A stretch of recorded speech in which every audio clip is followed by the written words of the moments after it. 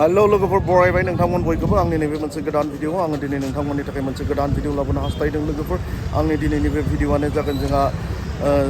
जोंनि बर'नि माहारियारि आफाद जि बर' फरायसा आफाद दिनै बिथांमोना मोनसे गेदेर थांखि लानानै माने सोमावसारनायनि जि थांखि हाबाफारि लादों आरो बेखौ जोंहा गोबाव समनिफ्रायनो फोसावखाना दोननाय जादोंमोन 29 अक्ट'बरनिफ्राय फिन आरो जोंनि बर' फरायसा आफादा माखासे मोननो गोनां मोनथायफोरखौ मोनैनि जाहोनाव माखासे जेंनाफोरखौ सुस्रांनो थाखाय आसाम सरकार आरो भारत सरकारनिसिम बेफोरबायदि माखासे मेम'रेन्डाम गथायनायजों लोगोसे बिदि जि हाबाफारि लानाय जादों बे हाबाफारिखौ आङो नोंथांमोननो गुवारै दिन्थिलांगोन जोंहा बेयाव गोबां समयसा जेंनानि गिबियावनो दिनैनि जि आरो जि थांखिफोरखौ लानानै बे हाबाफारिखौ दिनै दुलाराय बर' फरायसा आफादनि लामा सुरनाय हाबाफारि बानजायनायाव दिन्थिलांनो नाजागोन सारा आसामनि मोनफ्रोमबो जिल्लानि जि गाहाय थावनि एबा सदराव दा नैबे हाबाफारिखौ लादों आरो बे हाबाफारि लानायनि गुबै उद्देश्यआ बेनो जे 2020 मायथाइनि 27 जानुवारियाव जि थामथि बर' गोजोन गोरोबथा जालांबाय आरो बेयाव माखासे जोङो दफाफोर मोनबोनो हादोंमोन आरो माखासे दफाफ्रा मावफुंजाबाय आरो माखासे दफाफ्रा दिनैसिमबो आद्रा जानानै दङ आरो माखासे दफाफोरखौ दिनैसिमबो मावाखै दा बेखायनो भारत सरकार आरो आसाम सरकारखौ नारसिननानै दिनै गोलाव लामा हान्जा सुरनायनि गेजेरजों जोङो गोसोखां बिलाइ एबा मेम'रेन्डाम गथायगोन दा दिनैनि नैबे जि लामा हान्जा सुरनाय हाबाफारियाव बाहागो लानाय जोंनि दुलाराय बर' फरायसा आफादनि मानगोनां नेहाथारि आनाद दैमारि आरो बिथां आरो मानगोनां जोंनि जिल्ला एबसुनि आफादगिरि कर्नेलियास दैमारि मानगोनां बिथां आरो जोंनि हांख्रायनाय लेखा बेवहाय बाहागो लानो हानाय उदालगुरि जिल्ला बर' थुनलाइ आफादनि बोसोनगिरि मानिक बसुमतारी सार बिथां जोंजोंनो बाहागो लानो हादों गागि लिरगिरि आरो साहित्य एकाडेमि बान्था मोनगिरि नबेन मल्ल बर' सार बिथां जोंजोंनो बाहागो लानो हादों उदालगुरि जिल्ला डिस्ट्रिक्ट स्पर्ट्स एसोसिएशननि मानगोनां गाहाय नेहाथारि कर्नेल दैमारि सार बिथां जोंजोंनो बाहागो लानो हादों उदालगुरि जिल्ला बर' थुनलाइ आफादनि बोसोनगिरि बिपिन चन्द्र ब्रह्म मानगोनां बिथां जोंजोंनो बाहागो लानो हादों भेरगाव जिल्ला ट्राइबेल संघनि नेहाथारि कुलेन राभा दाङरिया आरो जोंजोंनो बाहागो लानो हादों भेरगाव जिल्ला दुलाराय बर' हारिमु आफादनि गाहाय नेहाथारि उनिल बर' मानगोनां बिथां आरो बिथांनि मानगोनां दैदेनगिरि बिथांमोन आरो जोंजोंनो बाहागो लानो हादों उदालगुरि जिल्ला दुलाराय बर' हारिमु आफादनि गाहाय नेहाथारि मानगोनां रन्जित नार्जारि आरो जोंनि जिल्ला एबसुनिनो बोसोनगिरि आरो मोनसे समनि दुलाराय बर' फरायसा आफादनि बारग' लोगो सोलोंथाइ नेहाथारि दमिर कुमार बसुमतारी आरो जोंनियाव बाहागो लानो हादों जोंनि जिल्ला एबसुनि गुबुन गुबुन मानगोनां दैदेनगिरि बिथांमोन लोगो आफादगिरिजों लोगोसे साफ्रोमबो बिबानगिरि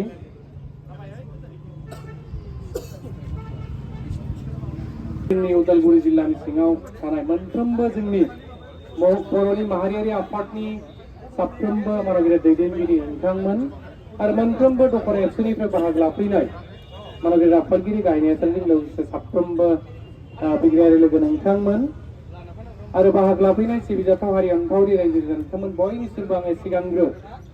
उदालगुरि जिल्ला दुलाराय बर' फरायसा आफादनिफ्राय फुंबिलिनि गाहाम हामलायनाय जासिनायजों लोगोसे दिनैनि नैबे जि हाबाफारि बे हाबाफारियाव बाहागो लाफैनाय साफ्रोमबो गेदेमा दैदेनगिरि आरो हारि अनफावरि सिबिजाथाव रायजो राजा नोंथांमोन बयखौबो सिगांग्रो आङो साबायखर बावदों हाबाफारियाव बाहागो लानायनि थाखाय दा बे समावहाय आङो सिगांग्रो आङो सिनायथि होनो नागिरदों जोंनि बाहागो लाफैनाय दैदेनगिरि बिथांमोनखौ आङो सुंद' सिनायथि आङो होनो सिगांदों आं गिबियावनो सिनायथि होनो नागिरदों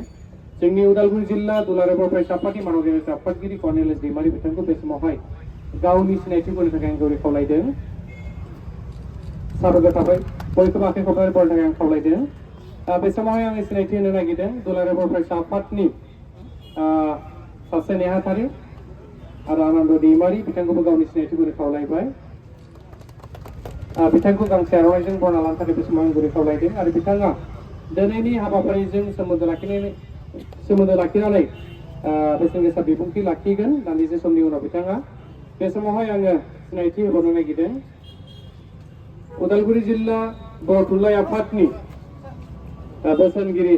मानिक बसुमतारी सार बिथांखौ गावनि सिनायथिखौ नों खावलायदों साबायखर थाबाय साहित्य एकाडेमि बान्था मोनगिरि नबीन मल्ल बर' सार बिथांखौबो गावनि सिनायथिखौ नों खावलायदों बे समावहाय साबायखर थाबाय बिथांनिसिमबो उदालगुरि जिल्ला ट्राइबेल संघनि मानगेर आफादगिरि आरो उदालगुरि डिस्ट्रिक्ट स्पर्ट्स एसोसिएशननि गाहाय नेहाथारि प्रणायल दैमारि सार बिथांखौबो गावनि सिनायथिखौ होनो थाखाय गुरै खावलायबाय जों बाहागो लानो हादों उदालगुरि जिल्ला बर' थुनलाइ आफादनिनो बोसोनगिरि बिपिन चन्द्र ब्रह्म सार बिथांखौबो गावनि सिनायथिखौ होनो खावलायबाय जोंनि गेजेराव बाहागो लानो हादों उदालगुरि जिल्ला बर' थुनलाइ आफादनि नेहाथारि बेदरग्रा खुंग्रा दैमारि सार बिथांखौबो गावनि सिनायथिखौ होनो खावलायबाय जोंनि गेजेराव बाहागो लाबोनो हादों उदालगुरि जिल्ला बर' थुनलाइ आफादनि लोगो आफादगिरि बिथांमोना जोंनि गेजेराव बाहागो लानो हादों बिथांमोना जाबाय फारियै मथेन्द्र बसुमतारी सार बिथांखौ गावनि सिनायथिखौ होनो खावलायबाय लोगो आफादगिरि बाबुल सोरां बर' बिथांखौबो गावनि सिनायथिखौ होनो खावलायबाय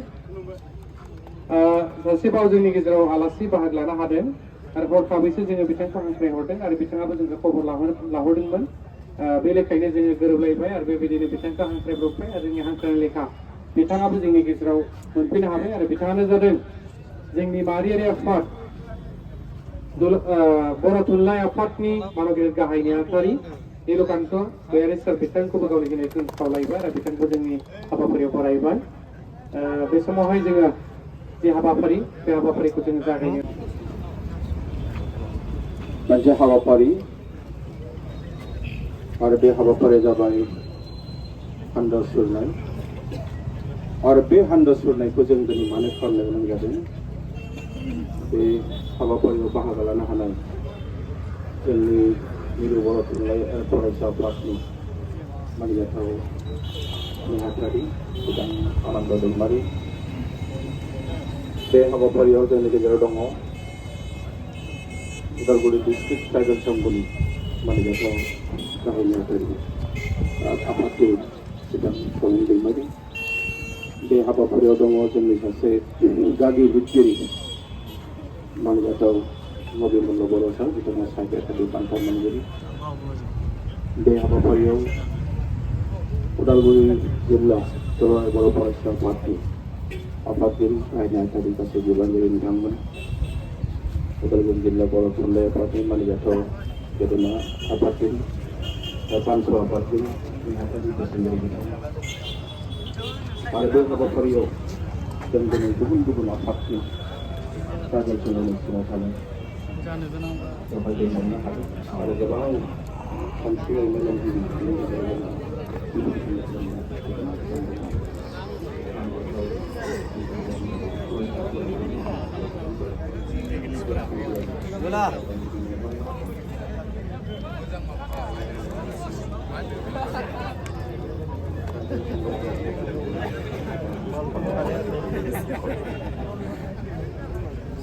এটা জ্বলন্ত বিষয় এই বিষয়টা হল বর্তমান जोंहा दिनैनिफ्राय जोंनि बर'नि माहारियारि आफाद जि बर' फरायसा आफाद दिनै बिथांमोना मोनसे गेदेर थांखि लानानै दिनैनिफ्राय आरो आन्दलनाव ओंखारफिनबाय जोंनि बे आन्दलनानो जाबाय जोंहा बर'नि मोननांगौ माखासे मोनथायफोरनि थाखाय जोंहा जे बिटिआर एकर्डजों लोगोसे माखासे एग्रिमेन्ट जानायमोन बे एग्रिमेन्टनि माखासे दफाफोरा मावफुंजायैनि थाखाय दिनैनिफ्राय बेखौ आन्दलन हिसाबै बेखौ जागायफिनबाय एमेन्डमेन्टफोरखौ पास खालामनो थाखाय आरो जाफुंहोनो थाखाय मानो होनना बुङोब्ला जोंनि आरो माखासे सिक्स सिडिउलखौ रैखाथि होनो थाखाय आरो बिदिनो जोंनि आरो बिटिआर एकर्डनि दफा बायदियै 125 एमेन्डमेन्ट बिलखौ पास खालामनायनि आरो बिदिनो गोबां माखासे थांखिफोरखौ लानानै दिनैनिफ्राय जे हानजा सुरनायजों लोगोसे बेफोरबायदि सोमावसारनाय हाबाफारि लादों आरो दिनै नोंथांमोना गोबाङा बिदिनो ससियेल मिडियाफोराव दुखियो माने आबसुखौ मोजां मोनग्रा सुबुंफोर गैला होननानै नाथाय जोंनि फरायसा आफादा आबसुआ माब्लाबाबो जोबनानै थाङा आरो आबसु गैयाब्ला आरो बर' जाथिया थांनानै थानाया गोरलै नङा बेनिखायनो जोङो आबसुखौ जोङो अनसायनांगोन आरो हेफाजाब होनांगोन नोंथांमोना जिखुनु जाया बायदिसिना हान्जाफोरावनो थाया मानो नोंथांमोना आबसुखौ मान खालामनांगोन सनमान खालामनांगोन मानो होनना बुङोब्ला दिनै नोंथांनि गथ' दिनै बिथांफोराबो आबसु होननानै मिथिजायो बेनिखायनो नोंथांमोना मोनसे बे आबसु जोंनि बर' फरायसा आफाद मोनसे बे गोथार आफादखौ मान होनो आरो सनमान होनो सोलोंगोन आङो बेखौ नोंथांमोनखौबो खावलायबाय जोंनि बर' सोद्रोमा आरो नोंथांमोन गेदेमाफोरखौ नाथाय दिनै नोंथांमोना गुबुन हान्जा बा पलिटिकेल पार्टिफोराव थानानै आबसुखौ सोंखारिबाय थायोब्ला बेयो जोंनि बर' जाथिनि थाखाय बेयो मोजां जानाय नङा आरो बेखौ माब्लाबाबो आरो जोंनि बेखौ फरायसा आफादा आरो गनायनानै लानो हानाय नङा होननानै आं बेखौ सानो আমি সুপ্রিম কোর্টে যাবলৈ প্রস্তুত দিল্লী যাবলৈ আমি প্রস্তুত তথাপিও আমি আমাৰ যিবিলাক সুবিধা আমি এতিয়া ভোগ কৰি আছো 10% মাত্ৰ গোটেই ভাৰতৰ 7.5 এই 10% যিটো সুবিধা আমি ভোগ কৰি আছো তাকে লক্ষ্য কৰি যদি আমাৰ পৰা আমাৰ বাহিৰৰ পৰা আমাৰ ভাৱ যদি কাঢ়ি ল'ব বিচাৰে আমাৰ তাত ক'বলগীয়া আছে আৰু সেইটো কাৰণে আমি কৈছো যে চৰকাৰে সেইটো কাৰণে ভাল চিন্তা কৰক আৰু আমি বাৰে বাৰে কৈছো যিসকল দাবী কৰিছে এছটি তেওঁলোকৰ লগত আমি কনফ্ৰণ্টেশ্যনত আমি যাব বিচৰা নাই কিন্তু চৰকাৰে আজি সেইটোৱেই বিচাৰিছে তেওঁলোকৰ লগত মুখামুখি হোৱাটো আমি কেতিয়াও নিবিচাৰো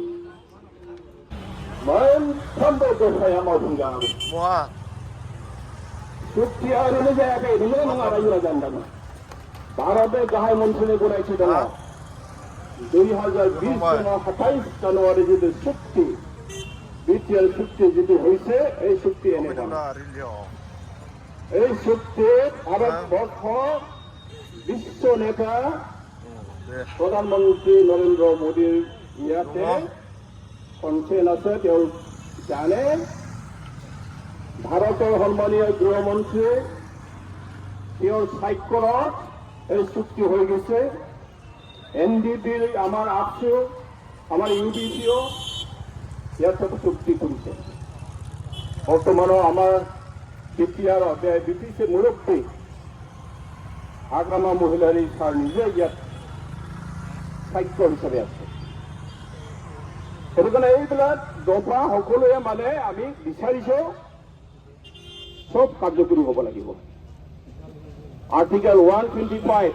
এমেণ্ডমেণ্ট বিল যিটো নেকি পাৰ্লামেণ্টত এতিয়ালৈকে পেণ্ডিং হৈ আছে আমি বিচাৰিছো এই আৰ্টিকেলটো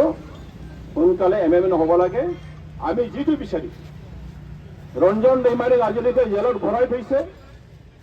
চুক্তি হোৱাৰ পিছতো যিটো নেকি বিশ্বৰ বুৰঞ্জীত আপোনালোকে বিচাৰি নাপাব আলফাই এটা সময় যুদ্ধ কৰিছিল কোনোবা আলফাই এতিয়া জেলত আছে নেকি অকল এনডিপি হত্যা কৰিছিল নেকি আপোনালোকে জানে অকল এনডিপিটো হত্যা কৰা নাই আলফাও কৰিছিল কোনেও কৰিছিল এইবিলাক চৰকাৰে ভালকৈ চিন্তা কৰক মানুহৰ চেণ্টিমেণ্টক লৈ পেলাই ব্লেকমেইলিং কৰাটো আমি বিচৰা নাই আমি জীয়াই থাকিম নিজৰ স্বাভিমানক লৈ পেলাই আৰু আমি বেলেগকো তেনেকৈ জীয়াই থাকিব বিচাৰিছো তেনেকৈ জীয়াই থাকক আমি কাৰো লগত সংঘাত নিবিচাৰো আমি শান্তিপ্ৰিয় ব্যক্তি কিন্তু চৰকাৰৰ নীতিটো আমি জানিব বিচাৰিছো এছটিৰ ক্ষেত্ৰত তেওঁলোকে কি চিন্তা কৰিছে কাৰ্বি আংলঙত কিমানবাৰ হ'ল চুক্তি হৈ গ'ল আমাৰ 3টা চুক্তি 2টা চুক্তিত আছে কাৰ্বি আংলং বড়োসকলক মানে এছটি হিলছ দিব লাগে বুলি আজিলৈকে দিয়া নাই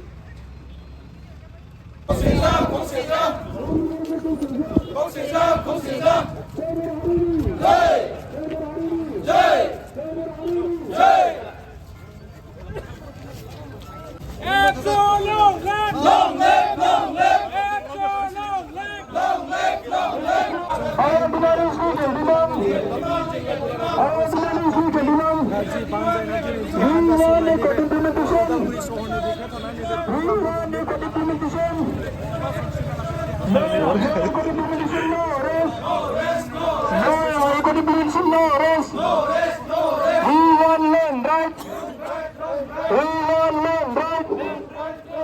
No man right Geser now, olsun arrest. geser olsun.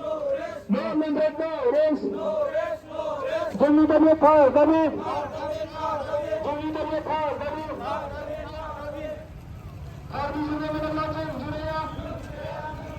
Harbi sudah menemukan Jurea. Jaya Mak lagi boy. Jaya Mak lagi boy. Lagi boy.